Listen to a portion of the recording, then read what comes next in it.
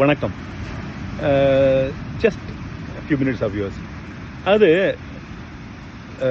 சிந்தூர் அப்படின்னா பொட்டு.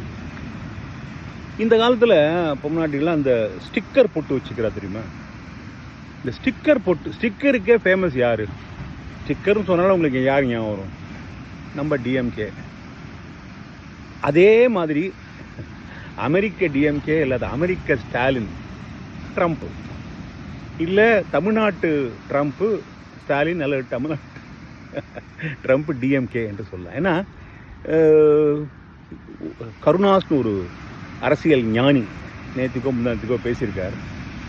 எங்கள் தலைவர் 10 தப்படி எடுத்து வைத்தார், அங்கே போர் நிறுத்திவிட்டார்கள் அப்படின்னு கருணாஸ் என்னும் அரசியல் ஞானி பேசியிருக்கார்.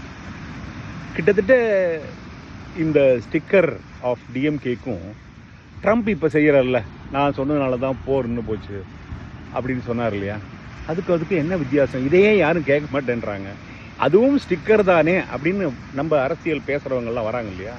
டிஎம்கேக்கு பரிந்து 99% டிஎம்கேக்கு பரிந்து, இன்க்ளூடிங் தி நெறியாளர்னு போட்டுக்கிறாங்களே, அவங்க கூட நடுநெறியாளர்னு அவங்க போட்டுக்க மாட்டாங்க, நெறியாளர்னு தான் போட்டுப்பாங்க. Including them, all of them talk about this. But இந்த ஒரு வார்த்தை யாரும் சொல்ல மாட்டேங்கிறாங்க. ட்ரம்ப்பு வெறும் சிந்தூர் ஸ்டிக்கர் பொட்டு தான் ஒட்டி கொள்ளுகிறார் அப்படின்னு. ஏன்னா இந்த இடத்துல இன்னொன்று சொல்லாமல் போனால் நம்மளும் நடுநிலை ஆளுதான் எல்லாருக்கும் மட்டும். ஏடிஎம்கேல ஒரு பிரகஸ்பதி மதுரையிலேருந்து ஒன்று பேசியிருக்கு. எங்கள் என்ன தமிழர், என்னமோ ஒரு தமிழர் இல்லையா, புரட்சி தமிழர், அவர் பர்த்டேக்காக தான், அவருடைய பிறந்தநாளுக்காக தான் அங்கே போர் நிறுத்தம்னு இன்னொரு பிரகஸ்பதி மதுரையிலேருந்து பேசுறது.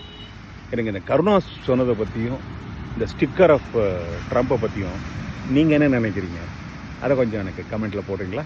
தேங்க்யூ. God plus.